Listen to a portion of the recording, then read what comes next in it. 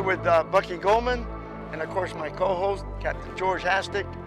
And Bucky's brought us up to the, on the upper part of the bay. We're fishing some of the mangrove areas where... Old Tampa Bay. Old Tampa Bay. And there's been some redfish and some snook up in here. You gotta be careful though. Some of these areas, there's all these oyster bars, and if you don't know where they're at, you can hit them pretty good and tear up your boat. So we gotta be real careful, but the tide today is working in our favor. We got an incoming tide, so that means that we can work it, keep working it, instead of like one of the shows that we did, we had a negative tide, and that was terrible. But today, I think it's gonna be much better. We should get some snook, maybe a few redfish. We got some snook over there. Yeah, we got 2 snook so far. And even a shark, you know, because George likes those sharks. But I like the snook better. Yeah, we're giving it a shot, and actually, I love this kind of fishing. I wish the wind was a little more to our back, because it's making it a little difficult getting that bait. As you can tell how high the water is on the mangroves, you really got to get in tight. They're hiding in there. They're not coming out in the flats right now. Maybe they will later, but right now they're sitting way, way in there. But the funny thing, Bucky, is with all the chum that you throw, we haven't seen any pop-ups. Yeah, you know, it's kind of been like that lately. They haven't really been reacting to chummers like you usually see.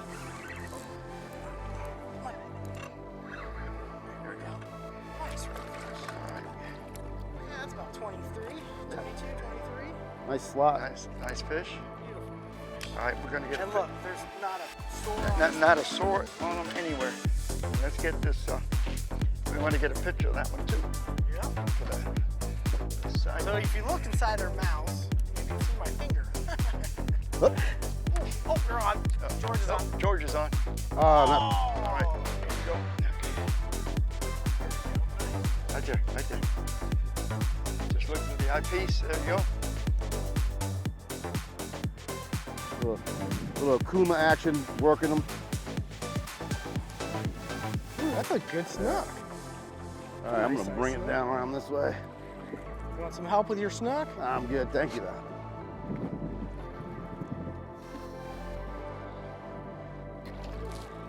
Nice. Yeah, that's a good one. Yeah, And then if you go upside down, it messes with their equilibrium, kind of mellows them out a little bit. Right? So there you go. He's trying to get away. That big mouth right there, that's like a vacuum. When they open their mouth up, they'll come right up. They will suck a bait in, and you'll hear a slap sound a lot of times when they come to the top of the water. And then the lateral line, this black line right here, is actually a sensory. It actually picks up when a bait gets nervous and is freaking out in the water. They can sense it with that lateral line. All right, let's revive them a little bit. A lot of times they'll latch onto your thumb just to kind of keep themselves up and kind of recoup.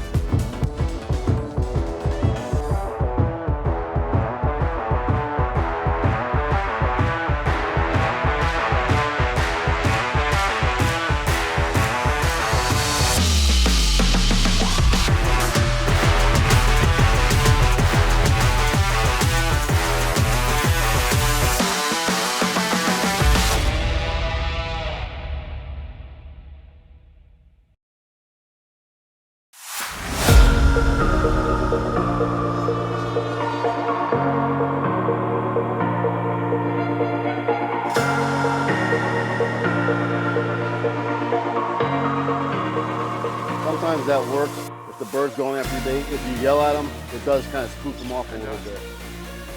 What spooks them off too is when you shoot them with a shotgun. Yeah. Oh, God. Yeah. Well, we can't be doing that. We used to fish with a guy named Jim O'Neill down in Branson, Sarasota. He used to bring a little BB gun on there and shoot pelicans. Oh, geez. And then he'd like start spray painting pelicans because he, you know, same thing, birds getting his stuff every time. Right. And, yeah, it was, I think he got in trouble for that. Oh, you will. Well, But I have pictures fishing with my grandfather. He's got more stuff on charters. Oh, yeah. Back in the, you know, back in the 80s. late 80s, Right. early 90s. That's how I learned a lot of the Boca Grande fishing with Scott Moore. Years ago, back fishing the old railroad trestle bridge and that part of Boca Grande. And Turtle Bay, he was good at that. Boy, look at this. And we talking about shooting birds and stuff like that. Years ago, these guys got in trouble. They were going offshore to a known reef, and they started bringing their paintball guns. Oh, I just got You on? Oh, come on. Oh. He thumped it. Oh, he's back. He's back. I seen it. He's jumping. He thumped it for a second. And they were shooting the birds, the seagulls, with their paintball gun.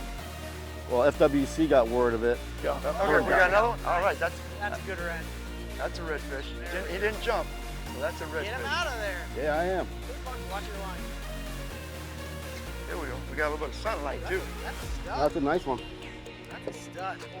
Oh, of course. Every Well, time. Watch that it's at troll. least Yep. 15 inches, right? At least 15 inches? Yeah. More like 28 inches. That's a trick. Yeah, that's a... These redfish are so fat here. Yeah, that's a good one. I mean, they are just That's a good one. solid studs. Good job. Need some help with that? Don't want to horse it. Oh! Yeah, that's what you get for saying that, huh? Yeah, I tasted that salt water. That's good. Ooh, he's hooked perfectly. There you go. Right. Oh, come on back. Look how fat- Come see Uncle Buck. Look how his tail's all nice. Beautiful. Dude, he barely. Nice. You see this blue tail on there. That means That's a theme today, blue. they might start. I always put my hand right here. Since I'm handed out. You got him? Yeah, you kind of got me. I'll just thumb him. Yeah.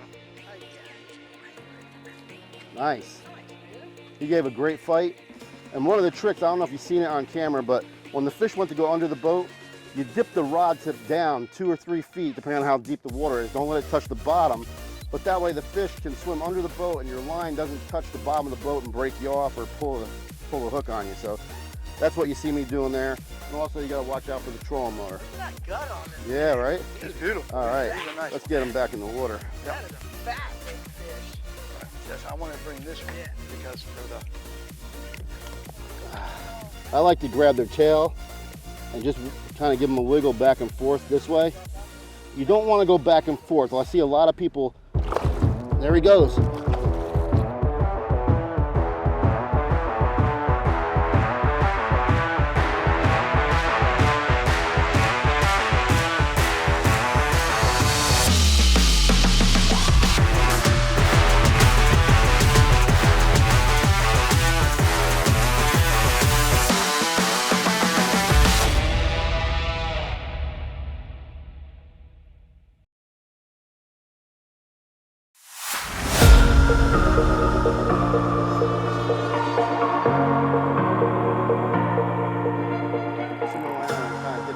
Get all those fish active. No! I just got thumped I again. know, man. That young guy keeps getting thumped. yeah, but Look, There you look go. at this. Look at this. Oh yeah, Show- that's a show. redfish This all is the how way. you got the teeth mark. Yep. You just Well, you had squeeze a down big on 'em? fish just get absolutely hammered by a redfish. You know what? My bait's double hooked. Oh, I hate when Oh. that happens. And what do you explain that to him, Bucky, about the double So hook? the double hook is when your hook goes through and then the tip of the hook reinserts itself back into the bait. That is, And it happens all so, the time. So what happens is when that hook turns and goes back into the bait, now the point of the hook is no longer exposed good. Here we go. Here we There you go. go. Here we go. Here we go. Nice. So the hook I think I can't got a red. penetrate the fish when it hits your bait. Unfortunate. Look, Yeah, Sergio. No, that, it might be. It's a snook. He came up to the surface. that, it's a snook? Yeah, I don't know. That looks Well, maybe more not. like a red to me. But I'm back here. It could be. It could be a small red. Well, that chum fired him up. Now, Yep. see, like we were talking about. I threw the chum out there to get the fish excited. Sergio got hit within a minute of me throwing that chum Nice out there. little red. Yeah. It's a little red. You Not ready? big, but he's nice. There's definitely some tanks here. Yeah.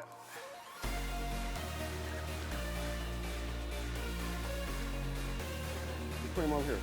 All right, here we go. I still think Rodney the rod holder. Oh, it he's, is. He's the best. There you He's go. the best fish. He never panics, you know. George, Upside down. get here, you and I together. Upside down. Calms him down. Oop, oop, oop. Up, up, up. Listen, you're not listening, That- right? that- Actually, what I found is on the smaller fish, it doesn't sometimes affect it them as doesn't much. work as good. They're more hyper, I guess.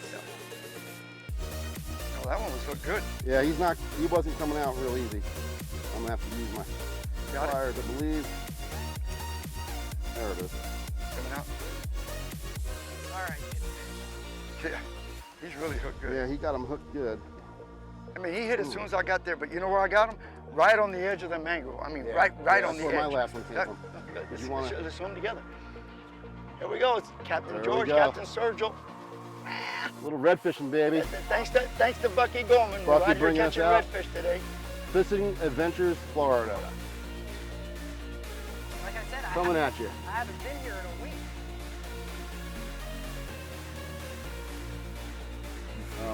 Bucky just made a good point about the wind.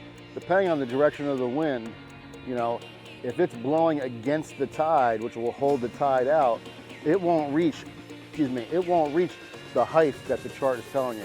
Like if the chart says 2.4, but you've got a north wind pushing down the bay, it might only get to 2 foot. And it might be later than what it's saying because it's slowing it down. And vice versa, if you've got the wind going the same direction as the tide, it'll bring it in and raise it up even higher.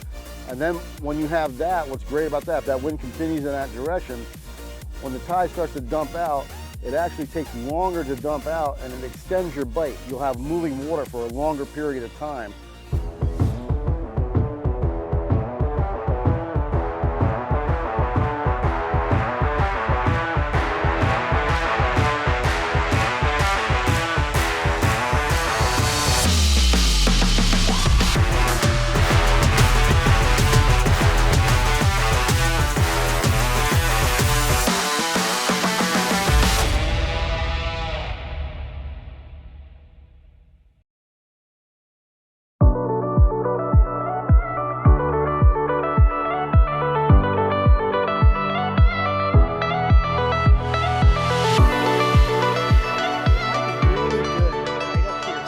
See how it comes up? Yeah, yeah. The water's got to swing around that. It'll pull your bait right This one was the underneath spot it. right here. They seem to like this spot right here.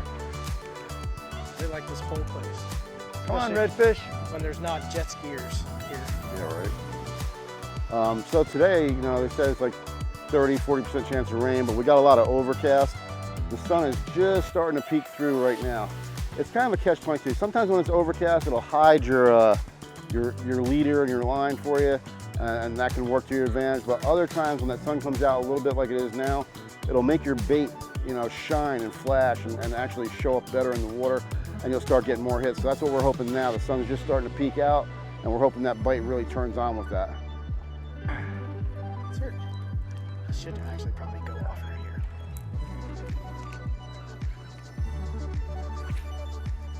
Come on the other side. Just try up a little further.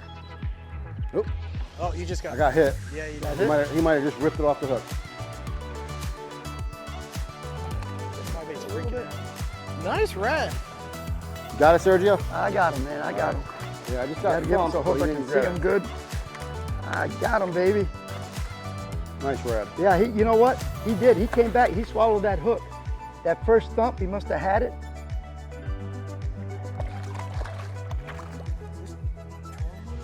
If he swallowed the hook, if I can't get it out without hurting him, I gotta cut it. 'Cause I really don't want to hurt him. Yeah, I've got 2 thumps here now. Not bad. That's why they call it fishing, right? Good job. That is beautiful. Hook it'll rot out in about a week. I try to pull it out. He's got it right here. He's gonna die. So I don't want that to happen. Here we go. All right, baby. You ready? Go in the water for daddy. Here we go. Come on. Let me know when you're ready. There you go. Make me feel good. So, this is what we're talking about when we're talking about double hook. If you look, the hook was through the nostril. It's doubled back and went through the bottom, basically, of the gills of the bait. So what happens is, now sometimes when you get a hit, the hook has not got very much exposure, and when you set the hook, your hook can't bury all the way down to the bottom of the curve of the hook to where you get a good hook set because the bait's in the way. So, you know, if you see that, you know, obviously unhook it and fix it. They do, I don't like using them, but they do make little glow beads that you put on the hook, and then you put that against the bait to try and help stop that from happening. The little holes in the top. Oh. There we go. Got 'em. All right, all right. All right, fish on. Fish on. Nice little snook. Little snooker. There you go. Hey, something hit it. Something hit. Almost as big as mine. Hey, something boiled right out here. Almost as big as mine, but not quite. No, not quite. Well, I can't show you up. No, I understand. George was like, take it easy on the guy. Yeah, that's right. George is a nice guy. There you go. All right, let's see what we got. Nice little snook. Yep, there goes the bait. Oh, come back here.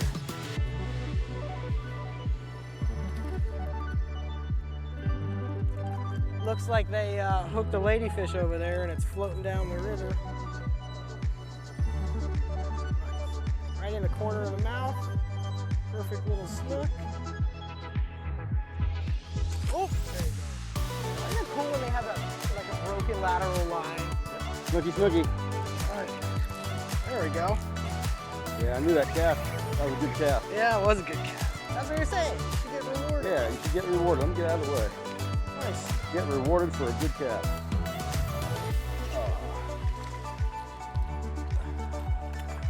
So, I mean, everyone asks, like, what's your favorite fish to catch? You know, Mine is redfish. I Inshore redfish. love them all But because they just have so much. It's the There's so variety. many different things that they do. Like snook are built for speed, redfish are built for power. But I'd have to say, when I was in the lagoon and you had those 8, 9, 10 pound trout, those were my favorite. Yeah, see, they don't get that big around here. Oh man, I caught some 30-inch trout on artificials, but I guarantee you, some of your biggest trout has been on cut bait, hasn't it? my One biggest was, one was caught, believe it or not, it was caught on a shrimp, 30 inches, up by Gandy Bridge. one time I was fishing with cut sardines for grouper off of Reddington Pier, and we got a 33-inch trout. And the shame about it was, I caught it on a 3/0 reel, you know, on a slightly of a broomstick type of rod. So. Right. All right, guys, I hope everybody had a good time, you know, Captain George and I, and we want to thank Captain Bucky Goldman, Tampa Bay area. He's our guide for the day, and he put us on snook and redfish, and so what we're telling you, you come down to this area or you're from the area, you know, give Bucky a call. He's easy to get a hold of. And we want to thank him again because he had to go out early, get the bait. So by the time he picked us up, we were ready to go. That's a good day. Good day today, Good day. buddy. Okay, thank you guys for coming. Yep. All right, we had a good time. And George, another good time, man. Of course. All right, brother. Fishing Adventures, All Florida. right.